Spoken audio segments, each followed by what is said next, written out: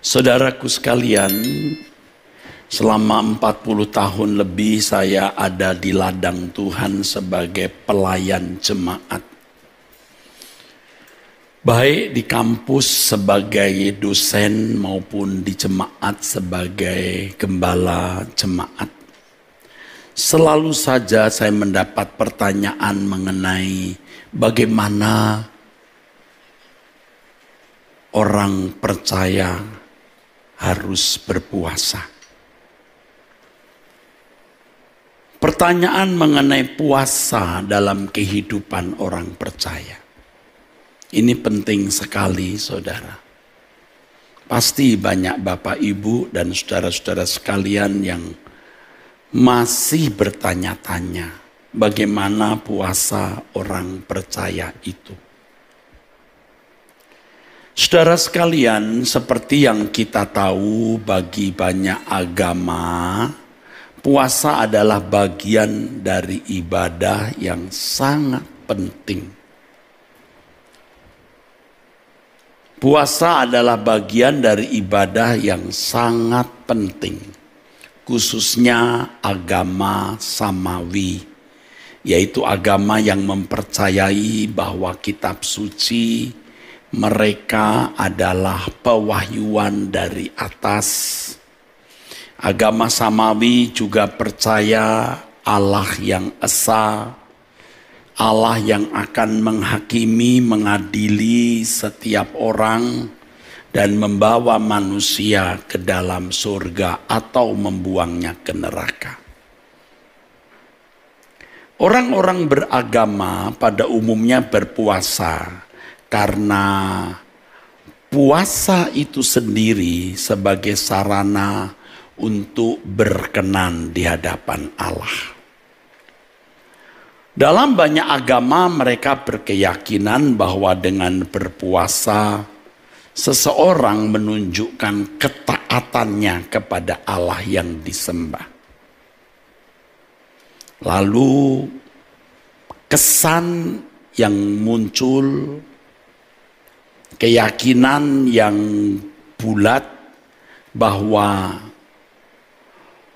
Allah menyukai umatnya berpuasa. Allah senang kalau umatnya berpuasa.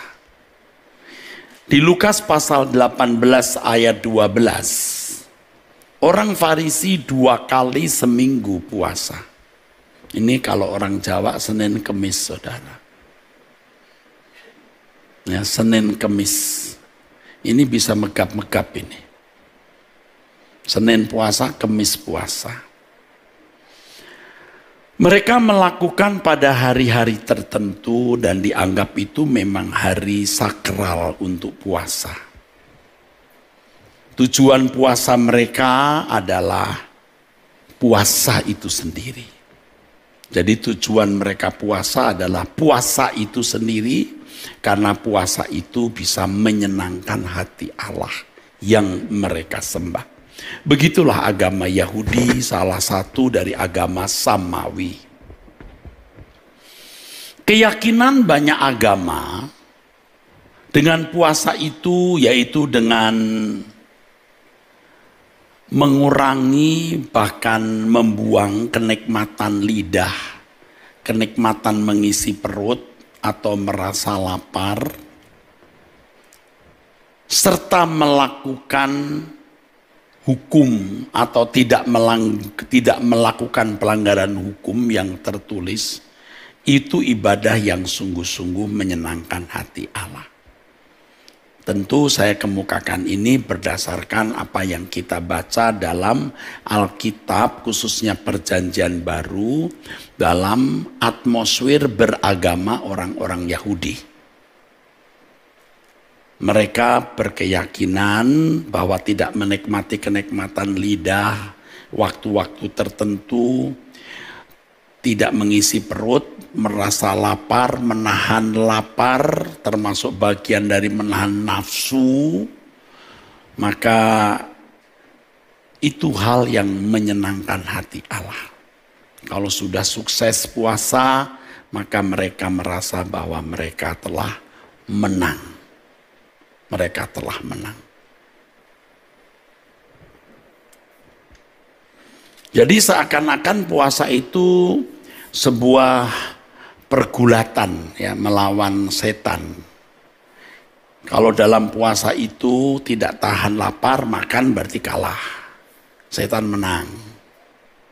Tapi kalau dalam keadaan lapar, tetap lapar, tahan lapar sampai jam buka puasa berarti menang, setan kalah. Ya, dalam waktu tertentu. Ya. Berbeda dengan orang percaya, ibadah orang percaya adalah dalam roh dan kebenaran. Nah, ini atmosfer baru di dalam kekristenan, saudaraku. Dalam roh dan kebenaran.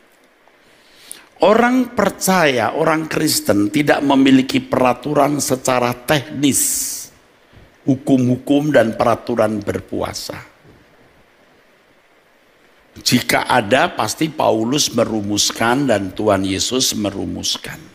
Jadi tidak ada peraturan atau juklak petunjuk pelaksanaan dan juknis petunjuk teknis bagaimana berpuasa cara Kristen. Tidak ada sama sekali. Ya, tidak ada juknis dan juklaknya, ya saudara. Juga tidak ada waktu-waktu tertentu yang dipandang sebagai waktu harus berpuasa. Misalnya hari keberapa atau bulan keberapa, begitu. Jadi tidak ada, ya saudara. Kalau orang Jawa kenal dengan Senin Kamis ya. Senin puasa, Kamis puasa ya, Senin Kamis ya. Kalau orang minta nasihat ya, di kalangan orang-orang Jawa misalnya mau dapat jodoh lalu sarannya kamu puasalah Senin Kamis. Seakan-akan hari Senin itu kalau puasa lebih mantap ya, dan Kamis. Kalau Rabu kurang mantap. Apalagi hari Minggu. Hari Minggu hari libur makannya mesti banyak, mungkin gitu ya. Jadi Senin Kamis. Kalau Sabtu Minggu berat kali ya, karena itu weekend ya. Senin Kamis. Bagi orang beragama pada umumnya puasa adalah ibadah yang bisa dipandang sebagai prime ya, utama.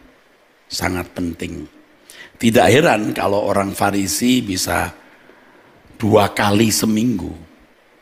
Dan suatu kali ada orang-orang bertanya, mengapa murid-murid Yesus tidak berpuasa? Sedangkan murid-murid Yohanes Pembaptis dan murid-murid orang Farisi berpuasa.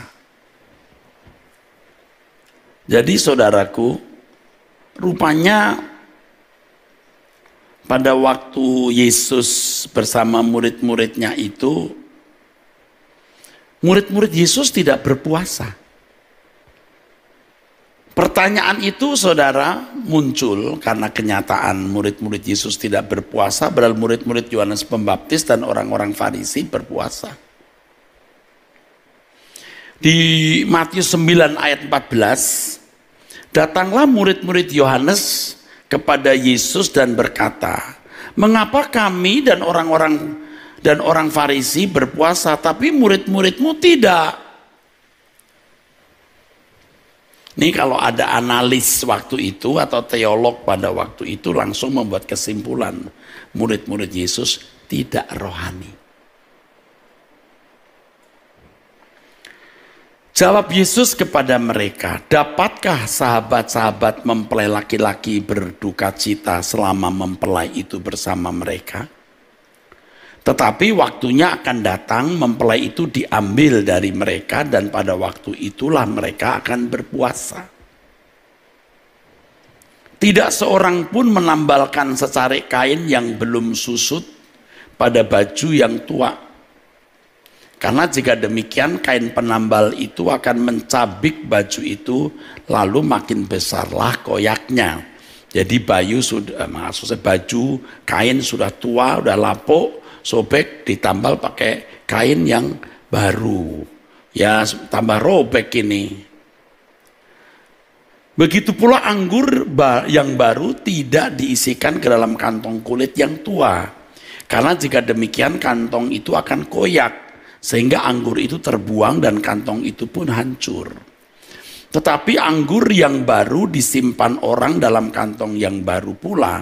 Dengan demikian terpelihara kedua-duanya. Oke. Jadi kalau anggur baru harus diisikan di kantong yang baru. Kalau kantong tua robek ya, tidak sanggup ya menahan anggur yang baru itu. Apa maksud Tuhan Yesus mengatakan ini? Bapak Ibu, ibadah orang percaya itu dalam roh dan kebenaran. Ya. Saya tadi belum jelaskan ya, secara teknis tidak ada juklak juknis ya untuk puasa. Artinya kapan puasa, berapa jam, apakah boleh minum saja dan seterusnya ya. Berapa jam, tidak ada. Ya. Kalau di Jawa kan ada puasa mutih, tahu mutih ya.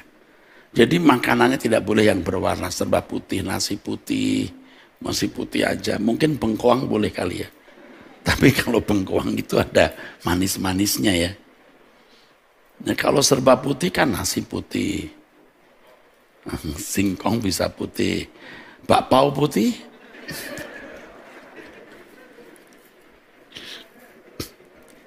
Kalau mutih namanya mutih.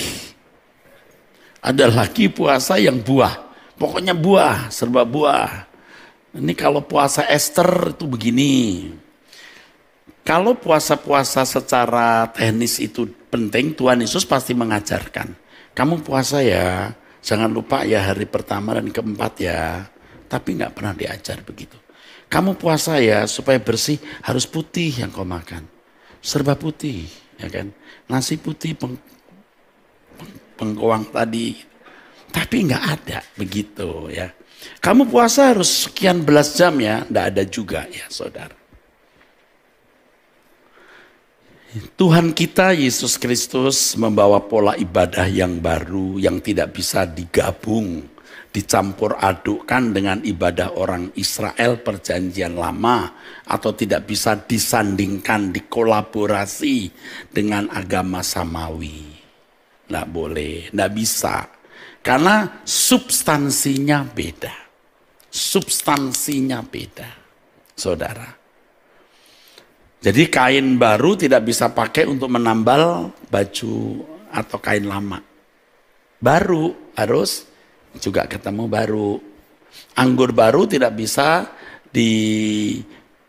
dicurahkan di kantong atau kirbat yang terbuat dari kulit yang sudah lapuk tua, hancur itu. Jadi Tuhan mau menunjukkan ini yang baru harus kamu sambut dengan hati yang baru, dengan pengertian dan pikiran yang baru, maksudnya begitu ya. Mengenai puasa, Yesus menunjukkan bahwa puasa orang percaya bukan sebuah peraturan atau tatanan agama, tetapi sebuah langkah yang dilakukan. Jadi bukan tidak ada puasa ya, jangan wah nggak ada puasa, salah. Tetapi sebuah langkah yang dilakukan ketika ada kebutuhan khusus. Ketika ada kebutuhan khusus. Tadi Tuhan Yesus menjawab ini kan saudara. Ini banyak orang juga tidak tahu, ini saya beritahu ya. Dapatkah sahabat-sahabat mempelai laki-laki, artinya murid-muridnya. Dapatkah sahabat mempelai laki-laki berduka cita selama mempelai itu bersama mereka, selama aku ada dengan mereka? Tidak perlu. Karena belum ada kebutuhan khusus. Tetapi waktunya akan datang, mempelai itu diambil dari mereka dan pada waktu itu mereka akan berpuasa. Jadi saudara, ini bisa dipastikan bahwa Kisah Rasul 1 ayat 14 ketika murid-murid naik ke loteng itu di Yerusalem itu, pada hari Pentakosta mereka bertekun dalam doa, pasti di dalamnya termasuk puasa, karena mempelai diambil naik ke surga dan mereka membutuhkan penggenapan janji Allah. Apa penggenapan janji Allah? Roh Kudus yang akan dicurahkan. Sebab kalau tidak ada Roh Kudus mereka seperti piatu. Tuhan berkata, aku tidak membiarkan kamu menjadi piatu. Ya. Bapa akan memberikan penolong, advokat, pendamping, begitu. Mereka membutuhkan, mereka puasa. Jadi kalau tidak ada peraturan tatanan secara teknis bukan berarti tidak ada puasa. Substansi puasa itu adalah ketika ada kebutuhan mendesak. Ini penting. Ya kalau nggak ada kebutuhan kita nggak pernah puasa. Nah itu masalahnya. Karena tidak ada kebutuhan ya tidak puasa Pak. Ya. Tapi saya beritahu kalau saudara anak-anak Allah yang benar, Anda rindu mengalami pertumbuhan, mau terus moving, bergerak to the next level, pasti ada perasaan krisis. Yang kedua, ketika saudara melihat pekerjaan Tuhan yang terbengkelai, membutuhkan lawatan Tuhan, pasti kita puasa. Memang kadang-kadang jujur saja ya, kita ini kalau nggak digebrak sama Tuhan, kita nggak puasa. Karena running well. Semua sudah smooth running well. Digebrak baru. Setelah digebrak baru. Seperti Pak Roy tadi. Substansi puasa ini sebenarnya sudah ditunjukkan Alkitab di Perjanjian Lama. Waktu Niniwe diancam, ingat itu? Diancam, mau dihancurkan. Mereka puasa dan berkabung. Amin. Ada kebutuhan. Mungkin selama itu mereka tidak pernah puasa, tidak pernah berkabung. Mestinya Niniwe itu harus dikelilingi 3 hari. Kota itu besar. Yang waktu itu belum ada kendaraan seperti kita. Yunus harus 3 hari berkeliling. Tapi Yunus hanya 1 kali. Kenapa? Karena Yunus tidak suka orang Niniwe yang bukan orang Yahudi tidak dihancurkan Allah. Dan Anda perlu tahu ada dendam di hati Yunus karena Asyur pernah menghancurkan. Asyur menghancurkan. Asyur kuat, saudaraku sekalian, menghancurkan Israel. Itu musuh, biar aja hancur. Tetapi ternyata respon orang Niniwe luar biasa. Rajanya yang dengar menyuruh seluruh rakyatnya puasa, sampai binatang juga suruh puasa. Bayangkan, banyak anjing melolong. Kelaparan. Sapi-sapi bingung. Kenapa pagi-pagi biasa dikasih biasa dikasih rumput, dia wow. Dia nengok kanan gini, wow. Nggak datang-datang ke tuannya. Dia juga lihat tuannya lemes di sana. Karena tidak makan. Teriak-teriak. Itu sapi dan kambing. Tuannya bilang, hari ini puasa tahu? Sapinya bilang, moh. Moh. Kambing, cerek. Capek. Tapi raja bilang, semua puasa. Sampai binatang pun puasa. Selamat Pak. Kenapa kita tidak berani meratap waktu kita menghadapi satu keadaan di mana hanya Tuhan yang bisa menolong? Nah, nanti akan saya jelaskan salah satu indikasi Anda serius urusan dengan Tuhan. Tutup mulutmu. Jangan masuk apa-apa kecuali air putih. Kalau saya air putih. Di dalam kitab Ester tidak ada kata Tuhan. Satu kitab yang ada kata Tuhan. Di situ ada algojo bernama Haman yang mau menghabisi semua orang Yahudi. Mau genocide atau genosida. Mordekai kasih tahu ponakannya Ester yang waktu itu menjadi permaisuri raja. Waduh, bahaya ini. Bisa mati semua ke kita, termasuk kamu. Apa yang dilakukan Ester, Mordekai orang Yahudi? Puasa! Puasa. Apa yang terjadi? Haman yang mati digantung, bukan Mordekai. Kita beri tepuk tangan untuk kebenaran ini. Yang tepuk tangan puasa. Loh.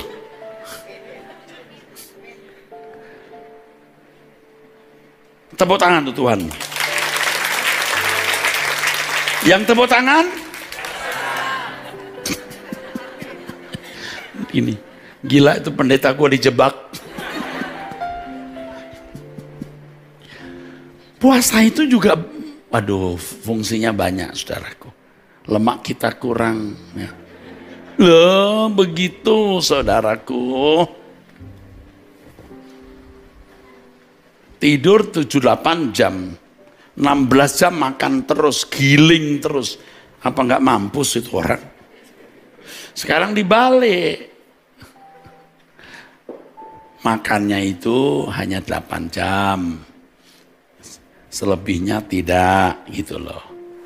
Nah, kita mulai hari Senin kita puasa dari malam, Minggu malam kita terakhir, besoknya jam 5, jam 6. Nah, saya mengajak berdoa minggu depan jam 6. Doa sampai selesai. 1,5 jam atau 2 jam begitu ya. Tiap hari kita doa. Nanti suara kebenaran minggu depan saya akan pimpin dari awal. Jadi tidak ada worship leader atau singer, tolong disampaikan ya. Lalu saya pimpin dari awal menyembah dan ada firman Tuhannya juga agak lebih banyak mungkin karena itu biasa untuk suara kebenaran. Lalu bagaimana Roh Kudus pimpinlah. Kalau Rabu Kamisnya jam 6, Jumatnya kembali 6:30 doa. Ya. Tadi yang tepuk tangan sadar nggak? Oh, berani tepuk tangan? Oke, tepuk tangan lagi. Ini mahasiswa STT juga tepuk tangan. Saya telepon ini, Pak Alvin, kepala asrama, Bu Erlin. Jangan kasih makan. Tepuk tangan. Hah? Saya lihat itu kalian tepuk tangan. Hah? Bayar harganya. Awas loh. Oke. Jangan seperti sapi di Niniwe loh. Moh. Jangan seperti kambing di Niniwe. Serempet. Baik. Kepentingan puasa bukan puasa itu sendiri, tetapi ada yang menjadi tujuan. Ada sesuatu yang mendorong seseorang melakukan puasa. Dan itu substansinya. Bukan tidak makannya, tetapi sesuatu yang mendorong orang tidak makan. Begitu saudaraku, ya. Jadi bukan tanpa alasan. Kenapa puasa Senin Kemis? Maksudnya apa? Ya puasa aja. Seperti orang Yahudi itu agama Samawi. Dua kali seminggu. Lalu sombong. Puasa seperti ini membangun kesombongan, saudara. Kalau puasa karena kebutuhan rohani, maka seseorang betul-betul berurusan dengan Allah. Atau kalau seseorang berpuasa karena suatu kebutuhan yang mendesak, maka dalam berpuasa seseorang tidak akan atau tidak perlu atau memang tidak boleh show terhadap orang lain. Nah, kita mesti pelajari seperti di Matius 6 ayat 17 dan 18. Kalau kamu puasa minyaki rambutmu, kamu jangan sengaja menunjukkan diri puasa di depan orang. Ayo makan. Saya sedang puasa.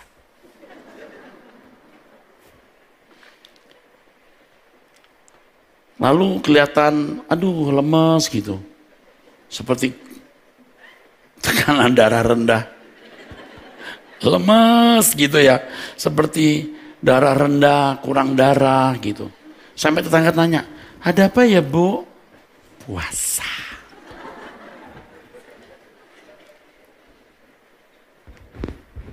Jangan begitu, enggak boleh kelihatan puasa di rumah. Terus ketika ada orang makan di rumah, saya buang itu nanti nasinya. Loh kenapa? Aku puasa tahu, jangan makan di depan mataku. Sana di bawah kolong. Nah orang lain mau puasa mau tidak terserah urusan itu. Jangan saudara marahin. Ngerti nggak aku sedang puasa? Kamu tidak boleh makan di depan mataku. Itu penghinaan buat saya.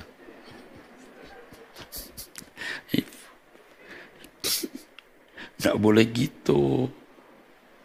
Puasa karena kebutuhan tertentu itu pasti mendesak orang untuk tidak show. Tidak mungkin karena ada sesuatu yang mendesak dia berpuasa. Substansinya itu kebutuhan. Tapi ingat ya, kebutuhan rohani. Jangan cuma gara-gara perkara kecil puasa. Kenapa puasa? Biar jerawatku hilang. Aduh. Kalau soal jerawat, ya udah kamu jangan banyak makan telur, kamu sering cuci muka, begitu. Jadi puasa pun juga mestinya harus sesuai dengan kehendak Allah. Jangan sampai Tuhan itu tidak berkenan dengan puasa kita. Karena kita minta sesuatu yang Tuhan tidak berkenan. Maka di Yesaya pasal 58 ayat 5-11, puasa harus disertai dengan kasih. Disertai kepedulian terhadap orang. Puasa disertai dengan kesucian, saudaraku. Ini mau saya borong terus nih ngomongnya nggak sistematis. Tapi supaya saudara bisa nangkep inti-intinya. Amin. Ya Anda nggak mungkin puasa lalu Tuhan berkenan kalau bukan kebutuhan yang mendesak. Substansinya adalah tapi kebutuhan yang sesuai kehendak Allah. Kota Niniwe puasa karena Allah tidak menghendaki mereka binasa. Yunus seneng pengen lihat hujan api, wah belerang seperti kota Sodom Gomora dihancurkan Tuhan. Wah Yunus duduk begini, gua mau lihat kembang api. Kamu ya, kok kejem begitu? Nah itu. Aku tidak ingin mereka binasa, maka puasanya diterima. Esther, Mordekai dan seluruh orang Yahudi puasa diterima, kenapa? Karena umat pilihan harus tetap eksis. Karena dari bangsa itu akan lahir juru selamat. Puasanya didengar. Pak Pendeta, apa? Saya mau puasa untuk jodoh boleh nggak? Loh, kamu udah tanya Tuhan belum? Tuhan aku nikah nggak? Tuhan pasti jawab, ya. Kapan? Kalau nikahmu masih 10 tahun, kamu puasa hari ini buat apa?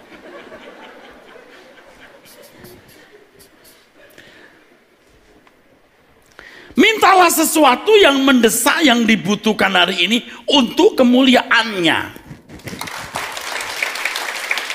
Untuk kemuliaannya. Tuhan aku puasa 7 hari 7 malam. Tidak makan, hanya minum air putih. Demi mobil seri baru. Ditempeleng sama malaikat. Kamu kenapa puasa untuk hal yang tidak perlu? Tapi di dunia ini saudara, ini fakta ya. Kalau belum pernah dengar, saya sudah pernah mendengar. Orang puasa untuk orang lain supaya orang itu mati. Ngerti? Diteluh, ditenung, dipuasain supaya celaka. Waduh, ini tidak benar. Kita jangan begitu ya. Tuhan aku puasa. Untuk apa nak? Aku dendam Tuhan. Aku sakit hati. Itu orang. Aku puasa demi kematiannya. Enggak boleh. Di Matius 17 ayat 21, puasa untuk mengusir roh jahat. Jenis ini tidak bisa keluar kalau tidak dengan doa dan puasa. Walaupun ini sebenarnya ayat yang menurut catatan bisa tambahan. Tapi faktanya tidak. Faktanya adalah puasa dan doa itu punya kuasa. Makanya kenapa tahun ini kita mulai dengan yuk kita mengalami Tuhan. Ya. Dan untuk menunjukkan keseriusan kita mengalami Tuhan, yuk kita puasa. Supaya kita, bisa lebih kudus. Ini kebutuhan ya saudara. Bawaku ke puncak kesucian yang bisa kucapai Tuhan. Puncak kesempurnaan yang bisa kucapai Tuhan. Ada orang-orang yang sakit yang tidak bisa disembuhkan oleh dokter. Kita berdoa biar di sini terjadi mujizat. Kok Pak Eras kemakmuran? Emangnya saya dari dulu anti kemakmuran. Anti kemakmuran yang salah. Bukan anti kemakmuran yang tanpa pengertian atau gelap mata. Ya Tuhan mau kita makmur untuk kemuliaan Allah. Memang nggak boleh ingin kaya. Ingin kaya karena cinta Tuhan itu beda dengan ingin kaya karena cinta uang. Kita sudah punya landasan teologi yang cukup. Pasti kita nggak duniawi deh. Dengan kita telah belajar berjalan begitu lama. Kita sudah belajar saat ku pulang menghadap Bapa hanya Engkau yang kumiliki. Jadi apa yang kita ingin hari ini memangnya untuk apa? Memang untuk siapa? Semua juga untuk kemuliaan Allah.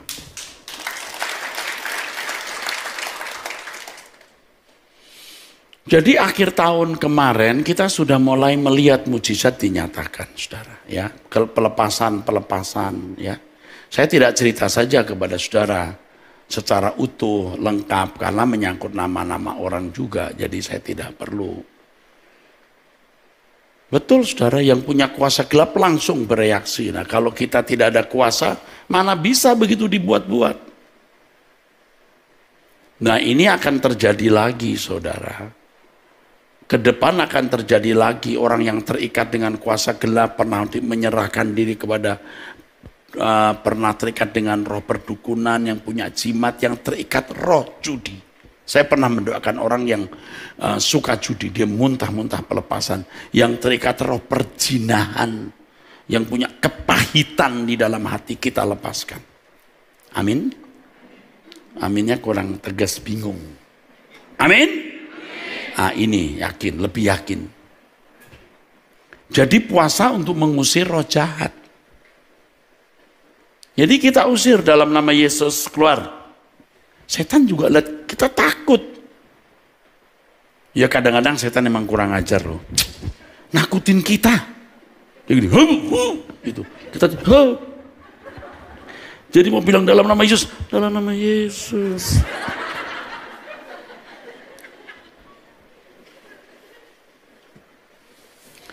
Jadi kita itu ya saudara, saya pengalaman ngusir setan tuh dari dulu saudara. Jadi bukan hanya hari ini kok Pak Eras sekarang aneh ya, dari dulu. Yang pernah ikut saya di gereja yang sebelumnya saya yang diundang khotbah, saya gini, orang jatuh, pakai jas saya buka, bus 3/4 isi gedung rebah. Loh, mosok Pak? Ya yang saksinya kan ratusan orang sampai hari ini masih hidup. Ya saya juga tidak akan terlalu ekstrim yang tidak perlu saudaraku. Tapi kuasa gelap waktu kita lepaskan itu, yang orang jatuh yang punya kuasa gelap itu bermanifestasi Pak. Iya. Tapi setan memang kurang ajar. Kadang-kadang suka, apa kamu? Aku raja setan. Waduh. Kadang-kadang aku begini, aku Lucifer. Wah. Pernah saya usir setan, dia bilang ini, siapa kamu? Nyai Roro Kidul, kalah lawan aku. Ayo sekarang kamu duel sama saya. Pantesan tadi sebelum saya diundang ke sini, saya punya senior, seorang dosen. Pak Eras, ya Bu, nanti kalau ke sana jangan sendiri loh, bawa orang yang kuat badannya. Wah. Waktu Mike Tyson lagi kuat-kuatnya, lagi juara. Saya masih ingat, saya pikir, kalau ada Mike Tyson saya bawa kali. Waduh, ampun saudara. Bener loh dia. Bener-bener saudara. Jadi memang Ngeri saudara. Ngeri. Ya itu, menakutin kita. Kadang-kadang tuh maaf ya, setan tuh kurang ajar sama kita. Saya tabok bener, dia bilang gini, kamu pendeta, hamba Tuhan, tai. Ditaiin saya. Waduh. Waktu begitu tuh di depan jemaat lagi ada retreat gitu, ada yang kemasukan. Masih muda saya masih muda.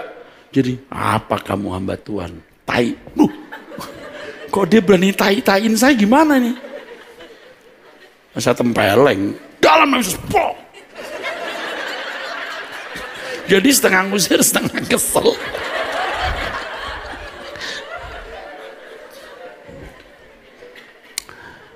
Yang lihat saya pelepasan di sini beberapa waktu lalu kan ya. Udah beberapa kali ya kita. Setannya saya injek kan dalam nama Yesus. Saya injek begini. Orang kalau lihat gini, wah Pak Eras, kekejaman. Enggak, kadang-kadang saya juga harus menunjukkan begitu. Suka melawat gini.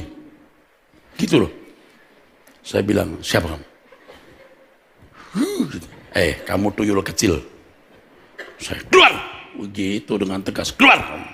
Jani, tolong permisi keluar ya. Kalau nggak mau. Enak aja pakai permisi. Saya keluar gitu. Tapi memang ada yang bandel. Kalau kita kurang kudus, tidak puasa, nggak bisa. Nah berikut kita akan melihat kuasa Allah dinyatakan. Ya, saya sudah berkata kemarin kepada para singer, worship leader, begitu orang masuk ruangan gereja ini udah panas. Setan-setan pasti kepanasan. Dia omelin itu orang yang membawa ke sini. Kalau ada orang pernah ke dukun, dia disertai setan itu kan ada kayak pengasuh. Kayak diasuh gitu, kayak jadi pengasuhnya. Dia bilang gini, kenapa lu bawa gua ke sini ya, panas tahu. Kisah Rasul 13 ayat 2 dan 3 bergumulan untuk mengutus Barnabas dan Saulus. Untuk pengutusan misi, mereka puasa.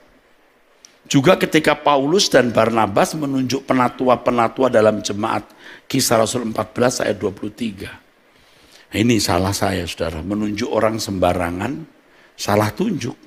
Nggak pakai doa puasa, lihat wah ini pinter nih, wah ini banyak duit nih, wah ini punya relasi nih dengan pejabat, pilih deh. Mampus saya saudara, pekerjaan Tuhan hancur saudara. Nah ini kesalahan ini tidak akan saya ulangi lagi ke depan. Ya, udah terlalu banyak pakai ini saudara, apa? Logika. Ini saya sadar, saya salah. Makanya lulusan-lulusan STT sekarang harus saya latih untuk belajar begini. Jangan hanya pinter, tapi hatimu jadi rusak, bengkok, kejam, sewenang-wenang terhadap orang. Ya, harus masuk ke dalam pengalaman langsung dengan Tuhan. Puasa harus disertai dengan kekudusan hidup. Yesaya 58 ayat 5 sampai 11. Nah itu jelas sekali saudara. Seorang yang berpuasa, seorang yang hidupnya harus bersih. Kalau saudara memiliki kebutuhan khusus, saudara pasti tidak akan berani berbuat dosa. Kebutuhan rohani. Nah sekarang mumpung kita masih hidup saudara, kita bisa memiliki pencapaian-pencapaian yang tinggi, pencapaian-pencapaian yang nilainya kekal. Tuhan, aku minta ruangan di hatimu ada namaku. Tuhan, aku mau memiliki nama, satu-satunya di hidupku hanya namamu. Ku tinggalkan percintaan dunia, ku tinggalkan semua hawa nafsu, hasrat-hasrat yang tidak sesuai kehendakmu. Nah buangnya ini yang susah, puasa. Kita beri tepuk tangan. Kenapa aku tidak bisa meninggalkan dosa ini? Kalau marah maunya berkelahi. Kenapa aku tidak bisa meninggalkan kebiasaan ini? Aku mau barang-barang bagus. Kenapa aku tidak bisa meninggalkan perjinahan, percabulan? Kenapa aku tidak bisa meninggalkan perjudian? Kenapa aku gampang tersinggung? Kenapa enggak puasa? kehausan dipenuhi oleh Allah, di mana kita menyadari bahwa kebutuhan kita satu-satunya hanya Tuhan. Kita tidak bisa dipenuhi oleh apapun kecuali Tuhan. Dan kita tidak bisa dipenuhi oleh Tuhan kalau kita masih kotor. Oleh sebab itu harus mematikan segala keinginan daging dan keinginan jiwa yang sudah rusak. Ketika kita memiliki kehausan akan Allah, kerinduan akan Allah yang kuat, maka keinginan-keinginan yang lain tersingkir. Sehingga puasa itu bukan sengaja karena tidak makan, tapi karena kebutuhan. Beri tepuk tangan. Jadi kalau saudara puasa hanya karena ya puasa itu sendiri, jadi sombong, jual jasa, mau show, mau kelihatan rohani. Tapi kalau karena kebutuhan, dia nggak peduli orang lihat atau tidak, dia nggak peduli. Aku membutuhkan ini. Pak, kalau puasa demi pekerjaan gimana? Oh, kenapa tidak? Anda nggak bekerja, Anda melarat, Anda nggak bisa menghidupi keluarga, itu juga susah. Yang akhirnya dapat pekerjaan pun untuk kemuliaan Allah. Karakter-karakter kita yang buruk kita remukkan, amin.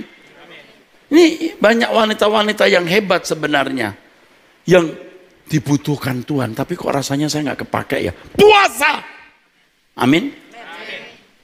Ayo kita semua puasa. Minggu depan baru langkah pertama, nanti lain waktu 40 hari.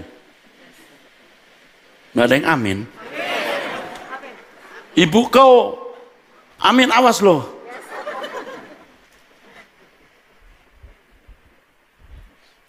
Tapi di sini nggak ada yang amin. Karena saya di sini aman gua katanya. Ah, nanti dulu. Saya juga tanya, minggu depan 6 hari. Kalau suatu hari 2 minggu dulu gimana?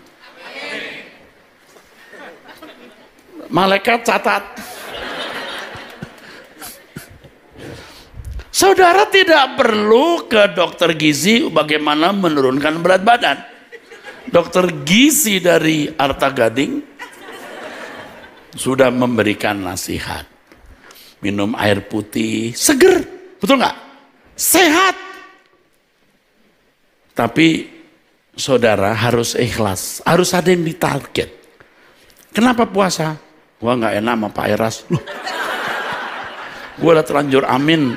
Gua nggak enak, apalagi ngerti nggak waktu Pak Eras khotbah? Dia tunjuk ke atas malaikat. Gue bisa digambarin malaikat daripada gue digambarin, mendingan gue lapar deh. Loh, nggak boleh. Walaupun Anda sudah amin, lalu Anda malaikat ku cabut aminnya, silakan. Tapi jangan sampai malaikat marah loh, saya nggak menakut-nakutin loh. Jangan sampai malaikat bilang gini, Tuhan boleh ku tabok nggak? Waduh, ini bahaya. Oke, saudara. Ketika kita bisa menahan makan, menahan lapar, merendahkan diri, satu rahasia. Mau dengar? Mau dengar? Suasana rohani, suasana spiritual, suasana hadirat Allah, Anda bisa rasakan lebih dari kalau tidak puasa. Anda bisa merasakan loh. Karena saya sudah mengalami. Waktu saya berlutut berdoa pada waktu puasa, tidak puasa itu beda. Hari-hari di mana kita merasakan suasana spiritual yang indah. Aduh, saudara, merinding nih, luar biasa. Ya, jadi jangan takut puasa. Biar Bapak kurus, puasa jamin lebih kurus. Tapi yang penting kan sehat, bukan soal kurus atau gemuknya. Amin, saudara. Jadi substansi puasa bukan soal makan. Bukan soal makan atau tidak makan. Tetapi kebutuhan. Saya nggak rasa kebutuhan, kasihan kamu. Kalau hanya cuman kebutuhan makan minum, Anda nggak perlu puasa, kasihan. Mumpung masih hidup, targetkan perkara-perkara rohani, pencapaian-pencapaian kekal, kedewasaan rohani, kesucian, kuasa untuk pelayanan bagi para hamba Tuhan, menghadirkan hadirat Allah, puasa.